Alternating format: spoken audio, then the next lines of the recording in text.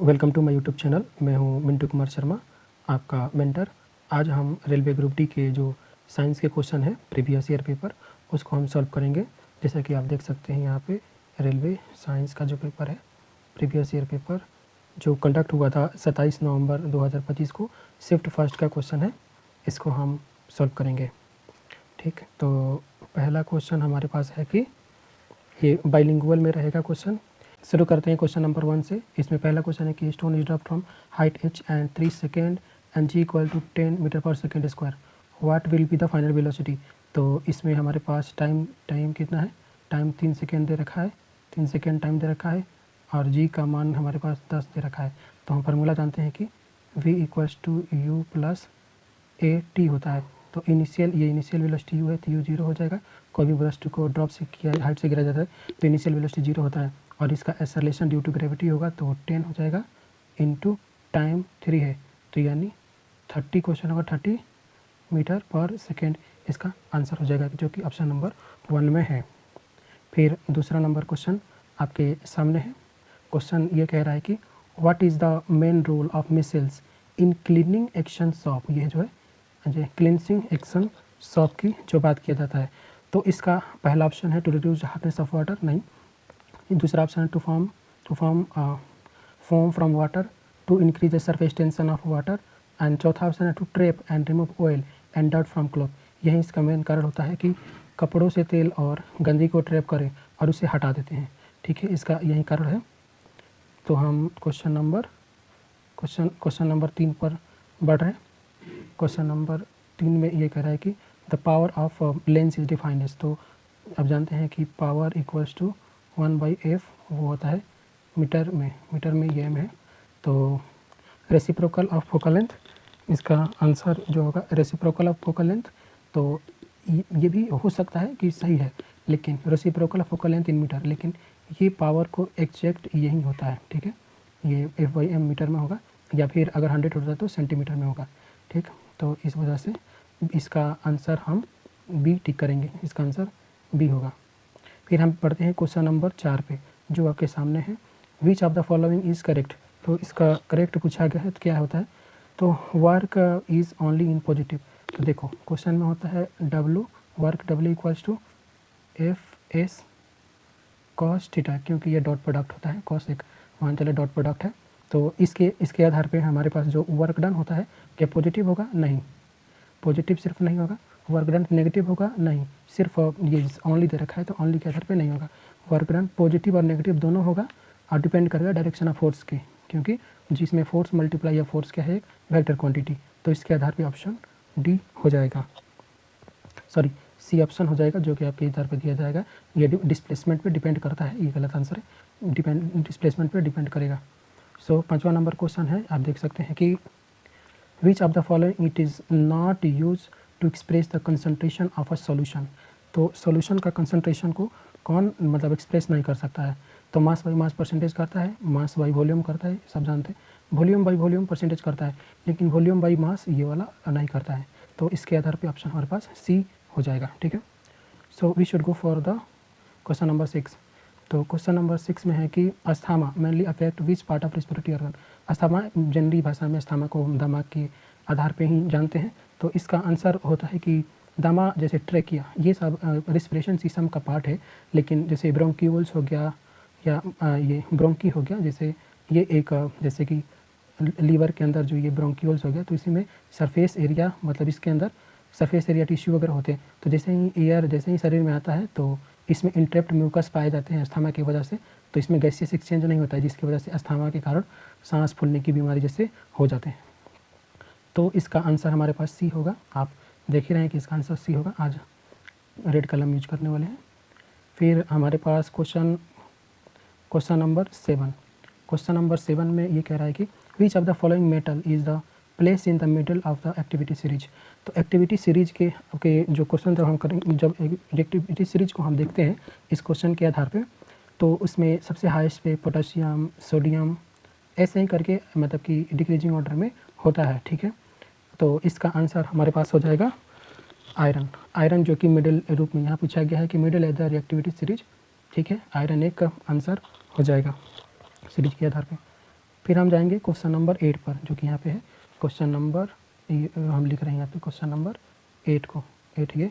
तो क्वेश्चन है कि when a thick glass slab is place in over printed matter the letter appear raised. ठीक है, glass slab के ऊपर तो सब जानते हैं कि कोई भी प्रिंटेड जो अपीयर रेज मतलब कि बड़ा दिखता है, क्वेश्चन कहने का मतलब कि मतलब अक्षर उभरे दिखाई देता है। तो सब किसी को पता है कि ये किसकी वजह से होता है, तो ये होता है रिफ्लेक्शन ऑफ लाइट की वजह से, क्योंकि ग्लास स्लैब के ऊपर कहा गया है, इस वजह से इसका आंसर होगा यही। ठीक है, question number 9, when water and nutrients are available reproductions help yeast increase rapid in number. तो जैसे ही याद रखें कि रैपिड नंबर में, ये क्वेश्चन कह रहे हैं रैपिड नंबर में मतलब कि तेज वृद्धि करने के लिए, तो इसका आंसर हो जाएगा फ्रेगमेंटेशन। फ्रेगमेंटेशन से ही होता है जब बहुत मतलब कि रैपिड मात्रा में। फिर हम जाएंगे क्वेश्चन नंबर 10 पे। 10 नंबर क्वेश्चन कह रहा है, ये देख रहे हैं कि what happen when a zinc road is place in aqueous copper sulphate solution. तो जैसे जिंक रोड को अगर एक्वस कॉपर सल्फेट से रिएक्ट करते हैं तो बनेगा जिंक सल्फेट प्लस ये कॉपर बन जाता है। ये इसका केमिकल रिएक्शन है।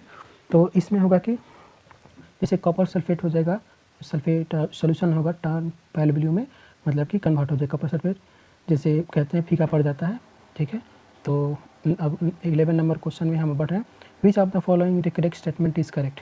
ठीक है, स्टेटमेंट करेक्ट पूछ रहा है इसके आधार पे। ठीक है, तो the volt is measure in volts, तो इसका देखते हैं, volts is measure in volt. ठीक है, ये तो सही है।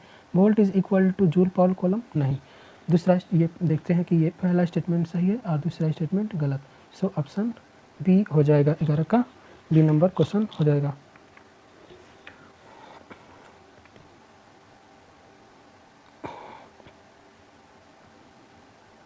फिर हम बढ़ते हैं क्वेश्चन नंबर 12 की तरफ। तो 12 नंबर में क्वेश्चन कहा गया, which poultry bird reared for egg production, मतलब कौन सा पालतू पक्षी है जिसे अंडे के उत्पादन के लिए पाला जाता है। तो ये एक अच्छा क्वेश्चन है जिसके मतलब हिसाब से आंसर होगा, जिसका लेयर आंसर होगा। क्वेश्चन नंबर 13 है, by which of the following method of cell division are duplicated chromosome separated into daughter cell. तो डुप्लीकेटेड जनरली होता है मियोसिस। मियोसिस में होता है कि जैसे 2 एन पेरेंट से मिल के बना होता है तो एन ट्रांसफ़र किया जाता है, तो इसको हम मियोसिस बोलते हैं। ठीक, क्वेश्चन नंबर 14 कह रहा है कि a sound wave has a frequency of 50 hertz, how much time will to take, मतलब ये टाइम पूछा गया। तो t इक्वल्स टू 1/50, तो 1/50 यानी 0.02 सेकेंड इसका आंसर हो जाएगा। सो ऑप्शन डी करेक्ट होगा इसके आधार पे। 15 नंबर क्वेश्चन पे यहाँ बैठे हैं क्वेश्चन में कि यहाँ 15 नंबर क्वेश्चन है। तो 15, विच life process is important for bringing variation of species, मतलब कि स्पीसीज़ में वेरिएशंस के लिए, जैसे जो दिया गया है प्रजातियों में विविधता के लिए इम्पोर्टेंट क्या है, तो सेक्सुअल रिप्रोडक्शन, क्योंकि सेक्सुअल रिप्रोडक्शन के थ्रू हम वेराइटी ऑफ स्पीसीज़ को यानी वेरिएशंस को रिप्रेजेंट करते हैं। तो इसका आंसर ये होगा। क्वेश्चन नंबर 6 होगा, which functional group does not contain oxygen atom, ethyl alkene alcohol ketone सब में कार्बोक्सिलिक एसिड, तो मतलब कि COOH हो गया, इसमें कार्बोक्सिलिक ऑक्सीजन पाया जाता है। कीटोन CHO ग्रुप हो गया, एल्कोहल OH ग्रुप, लेकिन इथीन हो गया, ये double bond carbon plus hydrogen मिलकर के बना होता है। तो 16 इसका आंसर होगा, 16 का आंसर ए होगा। ठीक है, क्वेश्चन नंबर 17 की तरफ हम बढ़ रहे हैं।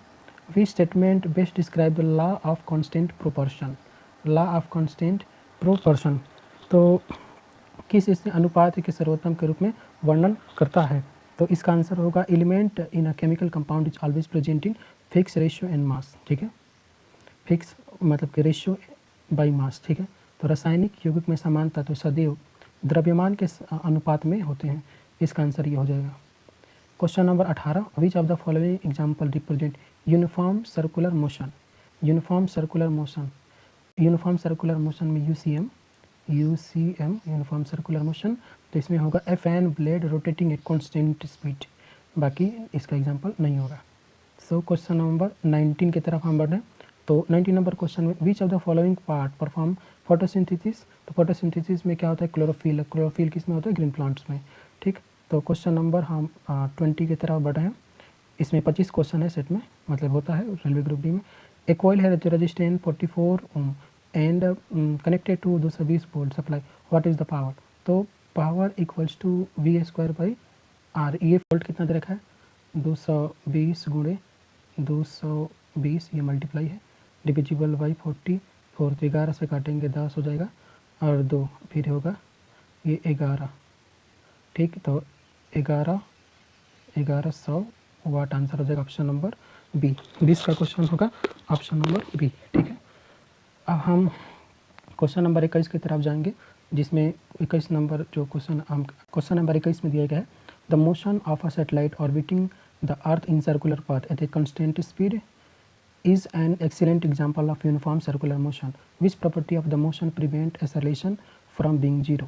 इसका आंसर ये मतलब क्वेश्चन दिया गया है, तो इसका आंसर हमारे पास हो जाएगा कि डायरेक्शन ऑफ मोशन जैसे continuously changes at every point, the velocity is changing, ठीक है। तो question number 22, question number what happen when naphthalene ball, naphthalene का मतलब होता है डाइबेंजीन, डाइबेंजीन मतलब ये देख सकते हैं, ये बेंजीन हो गया, फिर इसमें ये मतलब कि 2 बेंजीन मिलकर के जो बनाते हैं तो इसे नेप्थिलीन बोलते हैं। तो नेप्थिलीन का काम क्या होता है, ठीक है, नेप्थिलीन में दे रखा है, तो इसका आंसर होगा it burn with a yellow flame and black soot deposit on metal plate, option number D, ठीक। Question number 23, why is DNA replication important during reproduction. DNA replication क्यों होता है क्वेश्चन में, तो ये तो नहीं होगा कि पाचन के लिए या रेस्पिरेशन तो नहीं होगा या ब्लड सर्कुलेशन तो नहीं होगा, क्योंकि क्रोमोसोम्स जो भी है डीएनए उसका जो रेप्लिकेशन होता है वो इनहेरिटेंस मतलब कि वंशानुगति के लिए होता है, जो कि ऑप्शन 4 में दिया गया है। क्वेश्चन नंबर 24 में दिया गया विच of the following option best describe the term fish culture. Fish culture का जो ये है उसका टर्म क्या हो सकता है, catching fish during artificial sources मतलब कृत्रिम संसाधनों से मछली पकड़ना, या फिर रेयरिंग ऑफ फिश। तो फिश कल्चर का मतलब होता है कि मछलियों को पालन पोषण करना, फिश यूजिंग आर्टिफिशियल ना पकड़ना नहीं बल्कि ये होता है rearing of fishes. So question number 25, the functional atomic mass of chlorine is due to which of the following, मतलब क्लोरीन की आंशिक परमाणु द्रव्यमान निम्नलिखित में से किसके कारण होता है, तो इसका आंसर होगा 4 प्रेजेंस ऑफ आइसोटोप्स, जैसे समस्थानिकों की उपस्थिति के कारण होता है। तो आज हमने शिफ्ट फर्स्ट का जो पूरा क्वेश्चन जो रेलवे साइंस में पूछा गया था 27/11/2025 को शिफ्ट 1 में, तो उसको हमने सॉल्व किया और ऐसे ही हम लगभग 30 सेट को सॉल्व करने वाले हैं। तो आप लोग ज़रूर मतलब देखिए सेट को, ये सिर्फ रेलवे के लिए ही नहीं है, जबकि वो सारे एग्ज़ाम के लिए जो हर एग्ज़ाम में जिसमें साइंस का वेटेज है, तो आप इनको अच्छी तरीके से देख सकते हैं। Thank you.